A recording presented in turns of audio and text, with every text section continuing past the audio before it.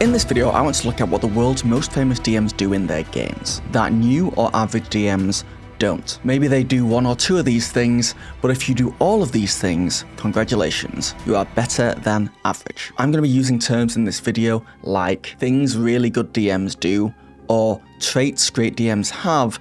This is all subjective, my opinions, and first up I want to look at tonal cues. Brennan Mulligan uses tonal cues in his games a lot, and it's something I want to start doing more in my games if I'm being honest, because I tend to sit back and let the players drive, and I will step in to kind of help them get from A to B, and sometimes that takes more stepping in than other times depending on the tables, but I do tend to give players direction very directly. Brennan, on the other hand, is very subtle with this stuff, and he directs the players in a ton of different ways, but my favourite one of these is tonal cues. Little descriptions and narrations that tell the players what kind of scene this is and what kind of direction it's going in. And this allows the players to pick up on those cues and lean into them, sometimes subconsciously. For example, describing a cave the players enter and saying there's some corpses on the floor in armour, and there's a passageway that leads into another chamber. As a description, that gets the job done. But with tonal cues, you can instead talk about how dimly lit the cave is, how the corpses on the floor looks like they were strong warriors, talk about how their bodies have been twisted and mangled, the PC's torchlight flickers on the wall, you feel the hair stand up on the back of your neck, the room is dead silent, and you swear for a brief moment you see something move in the corner of your eye. I don't know, I'm not very good at it yet, I need a lot of practice, but I will get there. And I think it's often talked about how DMs should not just describe what players see, but also what they hear and smell and how the ground feels under their feet. I've been DMing for a while now, and I still forget to do that. It just always slips my mind in the moment, but it definitely immerses players more. But by adding vibes as well, these tonal cues, it takes it to the next level. It's not for all tables, of course. Some tables don't like being told how to feel. Some DMs go even further by telling players exactly what this place means to them, to each their own.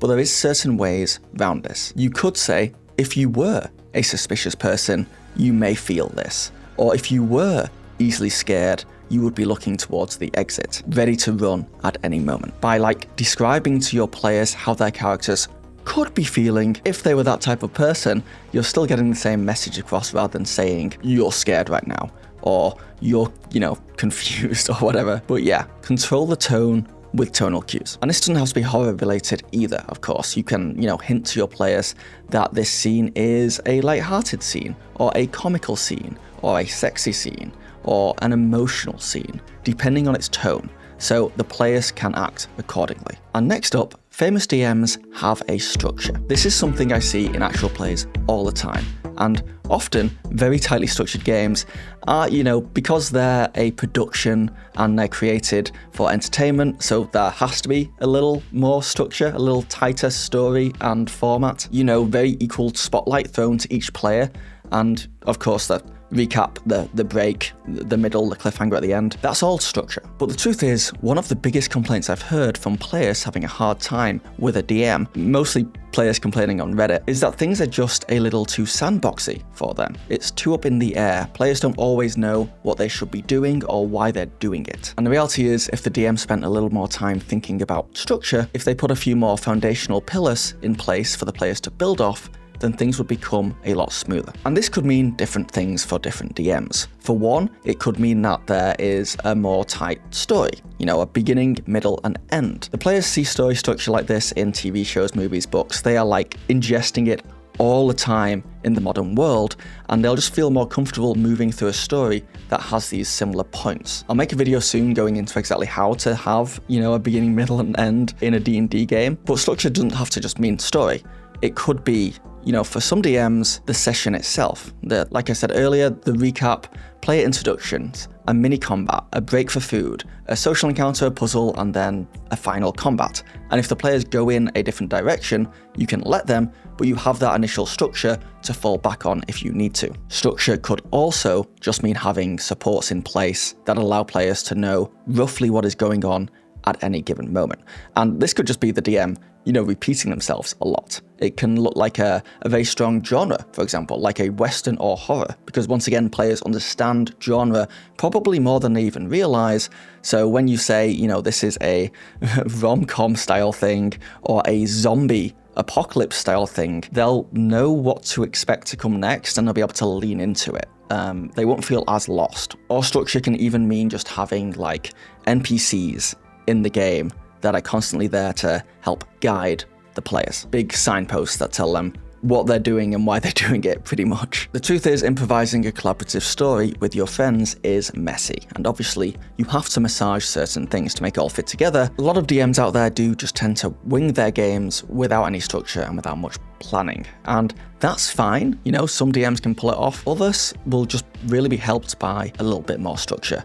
Their players probably definitely can. Let me jump in real quick. This video is sponsored by Dice Geeks and their book, The Great Book of Random Tables, 2nd edition. Dice Geeks are creators of books of random tables and other resources for RPG players and game masters. These books are amazing for cutting down on prep time, fleshing out encounters, and filling in details. Their goal is to inspire creativity and aid low to no prep game masters, whatever kind of game you run. So if you want to spend less time prepping and more time playing, they have you covered. And in The Great Book of Random Tables, 2nd edition, you get 173 system-agnostic random tables for fantasy role-playing games, including 1,200 dungeon room items, hundreds of NPCs, rumors, quests, and story hooks, town names, shop inventories, inn meals, and travel encounters. It's a lot. And all these 2nd edition tables have been rewritten and improved, and many have 50% or more new content compared to the 1st edition. It's 314 pages of glorious tables that are just going to make your RPG life easier. It's 173 tables, endless adventures. Get your copy today. Back to the video. Which brings me to my next one that pro DMs do. They occasionally rule of cool. I'm looking at Aabria Iyengar here. Some DMs use the rule of cool more than others. Some barely use it at all. Some, like Aabria, use it a lot. The rule of cool is when a DM allows something to happen, when the other rules of the game would not necessarily allow it to happen. An example of this is Aabria allowing a player character to jump a little bit further than they would normally be able to do, without even rolling. So there's no roll for the check, they can just make the jump, and rules as written, they would miss this jump, but they do it because it's cooler. It also just would be a slog if they missed the jump and they'd have to figure out another way for this person to get across this gap. Another example of this is Brennan Mulligan allowing a spell effect to leak out from one person into another because it made for a really cool story moment and the player rolled a nat 20, so why not let them do it? I've even played with really good DMs who staunchly say they never rule of cool. The rules of the game are gospel. They're there for a reason. It is illegal to break them. But then, those same DMs, I see they break the rules all the time. Sometimes without realizing it. Like they'll let things slide, or they'll just say there's 10 minutes left of the game and need to wrap things up. They'll just jump over and cut corners and rule of cool it to make sure that the game finishes on time. When I first started DMing, I thought the rule of cool was something that was an exception barely done. But now that I've done it for a while and I've played a lot of tables and I've watched a lot of DMing, I realize it is probably one of the most used rules. A lot of DMs rule of cool a lot of the time, because quite simply it leads to a more satisfying, fun time. And look, improvising a collaborative story with friends is messy, and obviously you have to massage certain things to make it all fit together, and DMs like Aabria are not afraid to ignore the rules for the narrative and cool moments. And that brings us nicely to the next one. They think about consequences. This is talked about by Murph in his Adventuring Academy episode, and that is that when these DMs run their games, actions always have consequences, and the rules do mean something. I know I just said, rule of cool stuff, the rules don't matter as much as you think, but my loophole here is that the rule of cool is still a rule, and all the other rules are important, but it's less about the rules and more about the consequences. When the players try to do something and it goes poorly, either from a bad roll or from the DM deciding the world would react negatively towards whatever decision they made, then make sure there are consequences and use the rules to back you up. If a player character punches a guard in the face, the guard is going to try and arrest them. If the characters get away, they are going to become wanted by the town guard, and that is going to have a ton of negative effects of them doing anything in this town. Really good DMs are always thinking about how the world reacts to the players. And that, in tune, affects how the players play the game. Because if you take out consequences, things fall apart pretty fast. And I know I've DM'd games where I've waved away a lot of like consequences that could happen just because I just don't want to deal with them. But it definitely, I'd say it's okay to do that in like one-shots, maybe. But in long-running campaigns, you have to have players' decisions have some kind of effect on the world and back on them. The next up, I want to look at Deborah Ann Wall and how she moves the spotlight around the table, semi-equally. Stepping in and shifting who the story is focusing on is a trait that many DMs have to develop over time, because it's actually pretty hard. You as the DM are fallible, and you're trying to keep track in your head of who is getting the most screen time and who's getting the least, and you want to step in gently and take the spotlight from louder players and give it to quieter. It's just no easy task. The reason this can be difficult is because as a DM, you're doing 10 other things at that time, and sometimes it can be hard to tell if certain players are feeling left out or like they're not being impactful enough in a game, or maybe they're just, quiet and chill and they want to be left alone.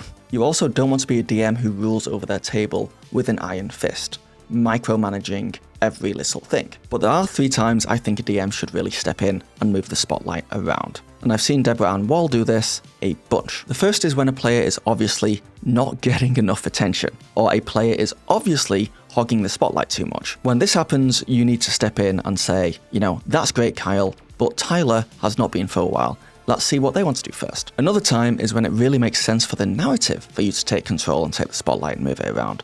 If, say, Tyle's character is finally confronting the person who killed their entire family, and Kyla keeps wanting to take charge of the scene and, be the main character, then as a DM, you should step in and make sure the characters who get the important moments are the right characters, letting everyone else know that they'll get their chance to shine in future scenes. And the third time a DM should be stepping in and controlling the spotlight is simply when things are starting to drag. Scenes have run their course, players are getting bored, it's time to move on. DMs like Deborah Ann Wall have no issue stepping in to shift focus and move things forward. Chris Perkins also does this to move the story forward, saying, okay, let's skip to the next day, you guys left town and are on the road. He stepped in, moved time forwards and took the players from one location and just teleported them to another location. This stops the whole game from getting bogged down in unnecessary scenes and moves things forward to where the action is. And this is something that I've struggled with in the past, thinking that I had to let the players roleplay every single scene from, point A to point B, because otherwise how did they get there? What if they made different decisions? What if this? So I would have them going to bed and talk about rituals they do before bed. And then I would describe the sun coming up and it's morning. What do they do in the morning? Oh, they go down for breakfast. Now you're at breakfast. What do you do here? And in reality, we should just skip to them, arriving at that destination, which might have been a week from then to get to the next big story point. So yeah, great DMs move the spotlight around and direct scenes and kind of edit it and control the pace. It is kind of like being a director and editor of a movie at the same time. Speaking of directing and editing, do me a favor and edit that subscribe button into an unsubscribe button for me, please. If it is already an unsubscribe button, please do not touch it. Cheers. Also, this brings us to the next thing I see really good DMs do, though not all the time, but that's ending on cliffhangers. And while I do mostly mean at the end of sessions here, I also just mean throughout the session too, such as at the end of scenes, jumping off points that make the players want more. Now, pro DMs do this in actual plays, probably because they have a large audience and they want people to come back the week after. They care about retention a lot more than you might do in your home game. But if you run a weekly campaign, I highly recommend trying to end a session at a point where the players want to know what is about to happen next, or at least have anticipation for it. Maybe combat is about to start, or there's about to be some big reveal, or there's just been a big reveal and the players want to know what the fallout of that will be. It means your players are going to be so excited for the next session, or after the break, or even just the next scene. A lot of DMs, including myself, tend to just finish the session when they've finished whatever they had prepped, and the 3-hour mark has passed, and it's a natural jumping off point. And that's fine 95% of the time, but sometimes if you've ever watched, anime, you'll know this, there's nothing like ending on an unnatural jumping off point. A player character literally just jumped off a cliff and is trying to grab hold of a rope ladder on the other side. Well, that's where we'll end the session. We will roll to see if they survive next session. That will drive the players crazy and build up so much hype for the next game. You just have to make sure to take detailed notes of where you left off so you can pick up at the exact moment next week. And the next thing that I see pro DMs do that maybe average DMs don't is that they have a cooldown at the end of the session talking about what happened. Now, this is a cheeky one because cooldowns are something I'm seeing more and more on produced D&D shows because the episode finishes, they stick around and chat for 20 minutes, and then that can become another piece of content, normally found behind a paywall like Patreon. So you may think this is something that, average DMs in their home games don't need to do. But I would actually argue with that. Getting your players to stick around 10 or 15 minutes after the game just to chat about it, what they liked, what they didn't like, what they would like to see happen in the future, that all becomes a goldmine for DMs to find out how to run a better game for their players. And it just opens the floor for more communication in general, which is always a good thing. It's also just fun. Like, people want to talk about the game they just had, they want to chat about it, but maybe they feel like, the game's over, they don't want to stay in the DM's house for longer than they would normally do, they don't want to be like, outstay their welcome, or they just don't think it's a normal thing that's done, so they don't do it. But encouraging it, honestly, is great on so many levels. I know I go to a bar in my area that has D&D nights occasionally, and when I go there, we have a blast, and when the game's finished, I get a pint and I have a chat to the DM and a few of the other players about what happened, and it's probably my favorite part of the night. And I'm always a little bit sad or disappointed when players just have to leave as soon as the game is finished. As the game finishes, they've got their bags and they're gone. Not their fault, by the way. They have their own responsibilities and stuff they need to do. I'm not saying that they should stay. I'm just saying it can be fun, and if you can do it in your home games, do it. Now, one of the biggest things I see pro DMs do that average DMs don't is that they collaborate with their players. Like, truly collaborate. They build characters together, they plan character arcs, the DM will ask the players to drive the story themselves more, the DM will ask their players to build on each other's stories and put each other first, and the whole table will be aware that the goal is to, build this amazing story together. Now, like most points in this video, this isn't necessary to run a fun game of D&D. None of these points are necessities, but if you did want to take your games to the next level from a character development and story standpoint, this is how to do it. Like, have a serious conversation with your players and make sure they all understand the assignment and all have the kind of confidence to tell this story with you. And the next thing they do is the DM and their table have fun. So this is the last point that ties all this together, because if you're looking at all these things in the video and thinking, I don't do any of these things, is this guy calling me a bad DM? Does he think I'm an average mid DM? Well, only your players can judge you on that. But the reality is, if you and your players are all having fun at your table, then you are a fantastic DM. That is the reality. That is how you should be judging yourself. And that is something that I see all the pro DMs do, or at least they come across like they do. They're having fun and their players are having fun, and they will kind of forget everything else to do that. Everything else in this video doesn't really matter.